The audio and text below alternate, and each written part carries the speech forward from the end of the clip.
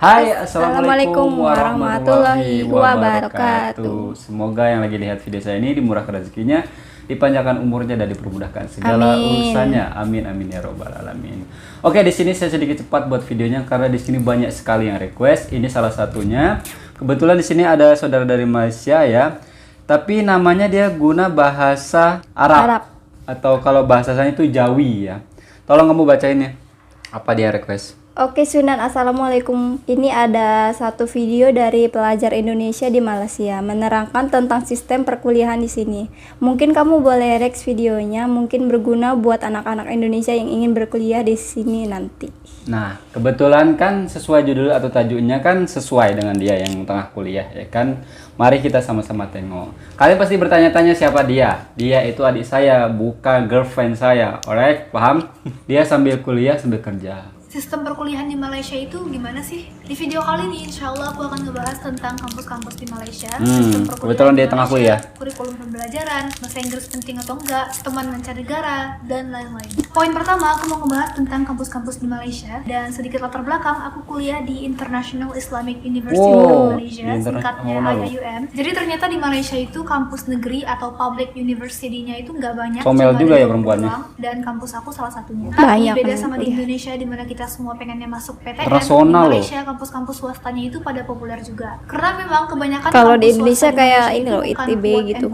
Swasta, tapi kampus-kampus ITB, ini ya, based on kayak ITB terus UI kan banyak. Contohnya Monash University of Malaysia itu adalah salah satu kampus yang cukup populer ini di favorit. Malaysia, dan kampus ini cabang Australia. Maksudnya kurikulum kampus itu ngikut standar Australia dan bukan standar Malaysia. Australia. Jadi ijazah yang kamu dapat walaupun kamu kuliahnya di Malaysia, kamu dapat ijazah Australia. Dan selama masa kuliah kamu di sana, kamu punya kesempatan besar buat jadi student exchange. Tapi susah kan aku masuknya kelas karyawan. Kampus yang based on kurikulum luar negeri ini banyak banget di Malaysia. Contoh lainnya salah satu kampus yang lumayan populer juga adalah Nottingham University of Malaysia. Kalau yang tadi ngikut standar Australia, yang ini ngikut standar British. Jadi kamu punya kesempatan besar buat ke UK. Apakah itu jadi student exchange atau nyambung S2. Dan selain dua kampus ini, of course masih banyak kampus-kampus sejenis yang lain. Tapi ini termasuk kampus favorit lah di Malaysia. Internasional. Iya, Malaysia itu adopt standar British. Mungkin karena mereka pernah dijajah British, I don't know. Tapi yang ikut standar Kanada dan Australia atau negara-negara lain banyak juga. Balik ke kampus aku tadi, IIUM ini dulunya didirikan sama OIC. Bagi yang nggak tahu, OIC adalah singkatan dari Organization of Islamic Corporation. Basically OIC ini kayak PBB tapi buat negara-negara Islam aja. Jadi semua negara-negara cuma negara-negara Islam. Berarti kalau kayak Saudi Arabia, non-Islam nggak bisa masuk ya? Saudi Arabia adalah ketuanya, terus ada Turki, ada Qatar, dan kan ini Islamik gitu juga. Namanya aja udah kelihatan. Perdana Menteri Tun Mahathir Muhammad. Nah, karena kampus ini punya influence besar dari OIC, nggak heran namanya jadi International Islamic. International karena kampus ini ngikut kurikulum internasional, dan kampus ini open buat student-student dari negara manapun, terutama negara-negara OIC. Jadi di kampus aku itu banyak anak Turki, anak Qatar, anak Bosnia, anak Albania. Campur ya, internasional ya. Iya, jadi kuliah di Malaysia karena teman-teman kita itu sangat diverse. Begitu juga dengan dosen di sana bukan orang Melayu aja. Dosen aku pribadi ada yang orang Yemen, Algeria, Kashmir, Rusia, Ghana, Nigeria. Iyalah, orang ini kampus dan internasional. nama kampus ini Islamik karena kampus menerapkan prinsip-prinsip Islami mulai dari kurikulum pembelajaran, subjek-subjek universitas, dan cara berpakaian student. Jadi di sana cara pakaiannya pun diatur. Teman-teman aku yang dari negara antah berantah dan jilbabnya kayak cuma diselendangin doang, rambut nampak, leher kelihatan, terus tangannya sesiku. Bahkan yang pakai songkok doang atau turban itu juga banyak. Asalkan you look Islamic enough, you pass. Oke, sebelum kita bahas lebih lanjut tentang sistem perkuliahan di Malaysia, seperti yang aku bilang tadi, aku student IIUM. Jadi mungkin ada beberapa prosedur yang slightly different dibandingin sama kampus-kampus Malaysia yang lain. Tapi generally kampus-kampus negeri di Malaysia itu biasanya nggak jauh beda satu sama lain. Poin selanjutnya yang mau aku bahas adalah semua kelas di Malaysia itu, apalagi kampus yang ikut standar internasional, itu pakai bahasa Inggris. Jadi sistem belajar mengajar itu pakai bahasa Inggris, textbook, tugas, assignment, project itu semua pakai bahasa Inggris. Internasional wajar lah ya. Iyalah.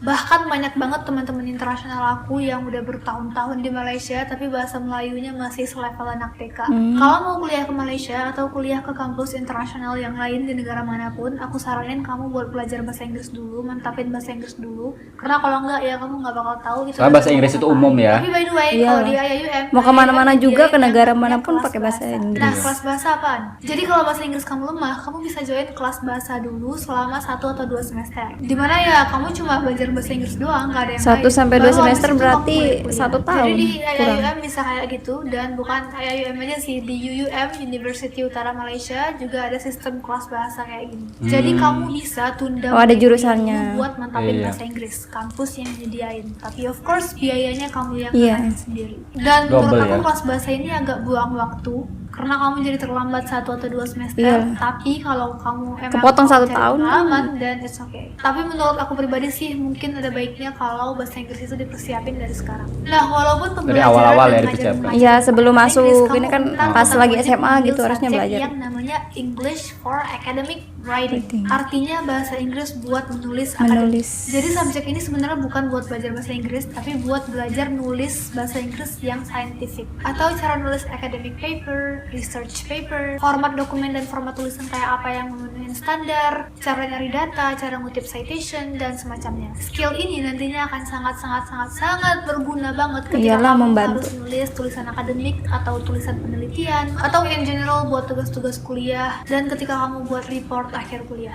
Next, aku mau bahas tentang sesuatu yang lumayan menarik, yaitu internationalization atau diversity atau kehidupan bermancanegara. Gue digabung. Seperti yang aku bilang tadi, IAIUM ini termasuk kampus yang murid internasionalnya lumayan banyak. Jadi di kelas itu semuanya digabung, murid Melayu dan murid internasional. Berarti semuanya IQ-nya digabung harus jadi satu, nggak ini ya, dibeda-bedain, tinggi. yang ini jurusan khusus Melayu, yang ini jurusan Soalnya khusus internasional loh, pasti orang-orang Iya, pintar. pasti susah lah, Satu orang-orang kesatuan tertentu di aja yang bisa kurikulum masuk yang di sini. sama, Iyalah, dosen yang orang sama, biasa mana sistem bisa. yang sama. Dan biasanya dalam satu kelas itu kalau misalnya ada 20 orang mahasiswa, itu sekitar 5 sampai 7 orang adalah student internasional dan selebihnya student Melayu. Dan bahkan ada sih beberapa kelas yang perbandingannya sampai 1:1, like 50% Melayu, 50% internasional. Jadi murid internasional dengan murid Melayu itu wajib berintegrasi dan bekerja sama. Tapi biasanya kalau disuruh buat grup kelompok kerja gitu, yang internasional biasanya gabung sama yang internasional juga, dan yang Melayu Iya lah, gabung biasanya sama kayak yang gitu. Melayu juga. Ada juga sih beberapa dosen yang kayak mewajibin dalam satu grup itu wajib ada anak Melayu dan anak internasionalnya dicampur. Tapi in most case scenario, dosen kan biasanya nggak ngatur-ngatur ya, kamu kayak terserah mau milih siapa. Dan ketika kasusnya kayak gitu, student-student itu emang gravitate Harus ke bersosialisasi orang-orang yang lah ya. selatar belakang Bersosialisasi, sama mereka. apa? Internasional sama Sosialisasi. yang Oh, internasional juga, yang sosialisasi. Melayu sama yang Melayu juga.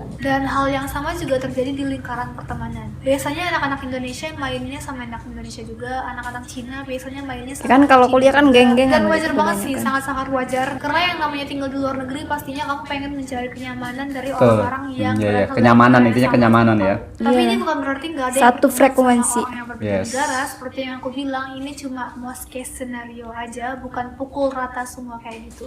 Oke, sekarang aku mau ngebahas tentang kurikulum dan subjek-subjek yang ditawarkan sama kampus. Jadi kalau kamu kuliah di Malaysia, walaupun kamu ngomong sama teman-teman pakai bahasa Inggris, sama dosen pakai bahasa Inggris, kamu tetap wajib ngambil subjek bahasa Melayu. Aku ngambil Soalnya bahasa penting Melayu ya. dua level. Iya, Melayu itu soalnya penting, bahasa negara lokal. ini sih. Jadi nggak peduli kamu siapa, kamu mau orang US, orang Afghanistan, orang manapun, kamu wajib mengambil subjek bahasa Melayu. Wow. Nah, uniknya pelajaran bahasa Melayunya itu dibagi jadi 3 kategori. Ada bahasa Melayu yang khusus buat pelajar Malaysia, ada bahasa Melayu yang khusus buat pelajar Nusantara kayak kita orang Nusantara. Indonesia, Singapura, Iya. Brunei, dan ada bahasa Melayu yang khusus buat Oke, Indonesia pelajar diperbaiki asing. sedikit lah ya, Karena soalnya kayak nggak beda kita jauh. yang pelajar serumpun ini dimasukin ke kelas bahasa Melayu yang buat anak Malaysia, ntar levelnya terlalu tinggi dan kita nggak paham. Iyalah. Level dewa. Dan kalau kita dimasukin ke kelas bahasa Melayu yang buat pelajar asing kayak anak-anak Turki, Qatar, DLL, ntar malah terlalu gampang. Iya, dan kita bakal tengah-tengah. ngalahin mereka semua. Tengah-tengah. Makanya dibuat 3 kategori Pelajar dan Nusantara. kita di tengah-tengah. Yes, yes. Nah, selain English Paham, for paham. Academic Writing dan bahasa Melayu, kamu juga wajib mengambil kelas yang namanya Islamic Worldview, Critical Islamic. Thinking and Problem Solving, Ethics and Fikih, dan Malay Heritage and Civilization. By the way, Malay Malay Heritage ini khusus buat anak internasional aja. Jadi dalam satu kelas itu nggak ada anak Melayunya. Dan di kelas ini kita belajar tentang kebudayaan Malaysia, sejarah Khusus Malaysia, orang asing lah ya. adat Malaysia. Iya. Fun fact, dosennya bukan orang Melayu. Dosen aku orang Gini yang udah lama banget tinggal di Malaysia. Menurut aku keren aja gimana Malaysia mencoba mengenalkan kebudayaan mereka ke anak-anak internasional yang belajar di sana dengan mewajibin kami buat ngambil subjek-subjek kayak gini. Selain itu, kamu juga wajib ngambil subjek-subjek ekstrakurikuler. Banyak banget ya subjek wajib universitasnya. Dari tadi yang aku bahas cuma subjek university doang, kita belum masuk ke subjek fakultas. Anyway, subjek ekstrakurikuler ini macam-macam, kamu boleh pilih. Ada berenang, memanah, silat, pidato. Wah, memanah itu, memanah. Dan aku pribadi pilih kelas Sunnah English. Rasul. Iya. Menurut aku itu sih yang paling menarik. Oke, jadi itu semua Berenang adalah juga subjek suka. wajib. Itu adalah syarat wisuda. Sekarang mari kita bahas ke bagian yang paling Sistem asik, kuliah yaitu per sistem jurusan. perkuliahan dalam Di jurusan sana dan gimana? fakultas di Malaysia. Nah, jadi di Malaysia ada yang namanya Malaysia Education Blueprint, dikeluarkan sama Menteri Pendidikan Malaysia. Malaysia Education Blueprint ini kayak semacam visi misi apa aja yang pemerintah Malaysia ingin capai dari sistem perkuliahan di universitas negeri di Malaysia. Nah, jadi salah satu visi misi yang paling pentingnya adalah menciptakan tamatan-tamatan yang job creator dan bukan job seeker. Artinya ya visi misinya adalah menciptakan sarjana-sarjana yang pencipta kerja dan bukan Oh, pencipta pencipta kerja. kerja. Nah, karena visi misi inilah dalam mantap nih. hampir semua jurusan Jadi di dia kampus negeri di lulus Malaysia, dari kita kuliah ada itu belajar harus ilmu. punya Bisnis, Dan bisnis aplikasi perusahaan ilmu ini gitu. beda-beda Bagus. tergantung sama jurusan. harus ada bisnis gitu lah. Untuk aku Kayak gitu. jurusan IT. Jadi di Oh, IT sama ya, bisnisnya IT. adalah IT dia. entrepreneurship, singkatan dari teknologi entrepreneurship. Di situ ya kita belajar berbagai macam hal yang Program. berkaitan dengan dunia bisnis di IT. Kayak belajar sistem Gojek gimana, sistem Uber gimana, sistem Grab gimana, Iya. cara mereka dapat uang gimana, DLL, dan perusahaan-perusahaan IT lainnya. Terus of course kita juga disuruh nyiptain sistem kita sendiri dan terus kita Bikin latihan pemrograman pitching. gitu. Pitching itu istilah dalam dunia startup di mana kamu Iya, bikin ngelobi program-program investor gitu. buat mau menginvest dalam perusahaan kamu. Jadi kamu harus tahu tentang business plan, business model, value proposition, customer profile, cara ngitung gross profit, revenue streams, income, DLL. Jujur subjek ini jauh lebih susah dibandingin programming. Oke, poin terakhir untuk syarat wisuda kita di Malaysia namanya bukan skripsi tapi FYP atau Final Year Project. Terus habis FYP ada internship atau magang. Kalau buat Oh, aku jurusan magang IT langsung. FYP kita ada dua. Iya kan, tahap, kalau FYP mau 1, ini kan FYP 2. magang dulu. FYP 1 itu teori, FYP 2 itu menciptakan sistem atau menciptakan software. Di FYP 1 itu ya kamu mengcover segala macam teori, kamu buat literature review. Literature review itu kamu mencari artikel-artikel dan jurnal-jurnal yang mensupport ide kamu. Terus kamu buat sistem design, kamu buat analisis customer, kamu buat business plan, kamu buat chart ini, chart itu, Banyak dan loh. semacamnya. Terus ntar di FYP 2 kamu buat sistem beneran. Terus di akhir semester kamu demonstrasikan sistem yang kamu buat itu ke dosen-dosen penilai. Tapi Dan lebih sebelum ribet dari corona skripsi, menyerang, mending masa skripsi, demonstrasi tapi ini sama aja. dibuat kayak semacam Beda, bazar di setiap atau negara festival beda. gitu. Jadi mungkin siapapun boleh kuliahnya lihat di kamu presentasi, universitas dia apakah doang itu mungkin. junior, senior, atau bahkan investor. Nah, itu sistem FYP buat jurusan IT. Kalau jurusan yang lain sih aku dengar ada yang FYP-nya cuma satu tahap doang. Dan biasanya FYP mereka melibatkan Oh, riset. satu tahap, Ntar cuman kalau ini udah IT kelar doang FYP, yang di ribet. semester yang paling Iya. akhir banget kamu harus melakukan internship atau magang. Buat magang kamu bebas mau magang di mana. Boleh di Malaysia, bebas boleh di lu. Indonesia. Emang boleh kalau di megang dimanapun. terserah Dan selesai muridnya, magang, mahasiswa. insya Allah wisuda. Baiklah, itu aja penjelasan singkat tentang sistem perkuliahan di Malaysia. Sebenarnya masih banyak banget detail-detail yang nggak aku cover. Yang aku cover dalam video ini cuma highlight-highlightnya aja. Kalau teman-teman merasa informasi yang aku sampaikan bermanfaat, insya Allah aku akan buat video ini semacam serial di mana aku akan bahas lebih dalam lagi tentang sistem perkuliahan di Malaysia atau topik tentang Malaysia yang lain. Udah gitu aja, makasih udah nonton. Assalamualaikum. Waalaikumsalam warahmatullahi wabarakatuh. Penjelasan dia itu simple dan detail. Ini yang saya suka. Menurut kamu, pendapat kamu gimana nih? Sistem perkuliahan di Malaysia khususnya nih di international school ini, Islamic International School ya. Oh, luar biasa. Jadi, Hanya orang-orang hebat yang bisa masuk di situ sih. iyalah, pastilah internasional Orang yang pinter namanya ya malah. kan. Kalau orang-orang biasa mana bisa ya. Orang-orang biasa paling sekolah-sekolah. Hanya mengandalkan beasiswa.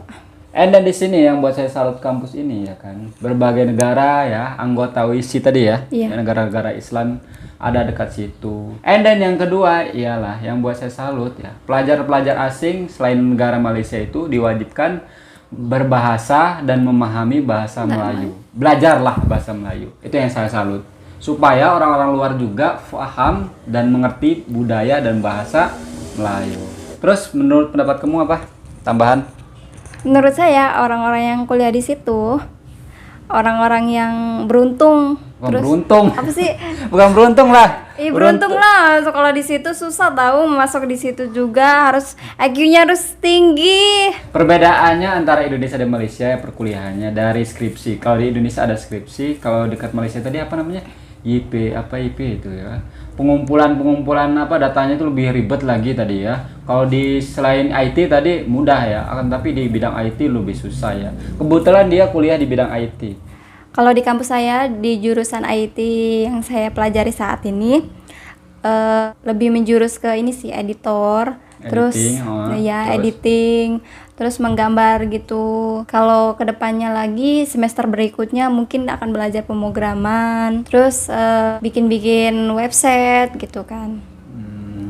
Ini dia 3 bulan lagi dia lulus D3.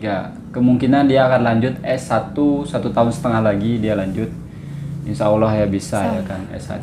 Nggak bisa dibandingin antara universitas tadi yang School International Islamic tadi sama sekolah dia, universitas dia ya kan jauh beda. Ya jauh Sedangkan lah. dia kan ibaratnya Kan sistemnya kuliah masuk karyawan swasta khusus kan. Dan dia juga sampai D3 loh. Jadi kalau misalkan S1-nya dia kena pindah sekolah kampus lagi. Kampus yang ada jurusan S1-nya. Oke teman-temanku semuanya ya, terima kasih yang udah kongsi video ini atau link video ini kepada saya. Kurang sedikit saya tahu ya, apalagi dia jurusan IT. Oke teman-temanku semuanya ya, mungkin cukup sekian video dari saya. Tidak selalu perdamaian Indonesia dan Malaysia, kita satu rumpun, satu hati, satu Nusantara, satu Islam tentunya. Saya Assalamualaikum warahmatullahi wabarakatuh. Wabarakatuh. Ciao.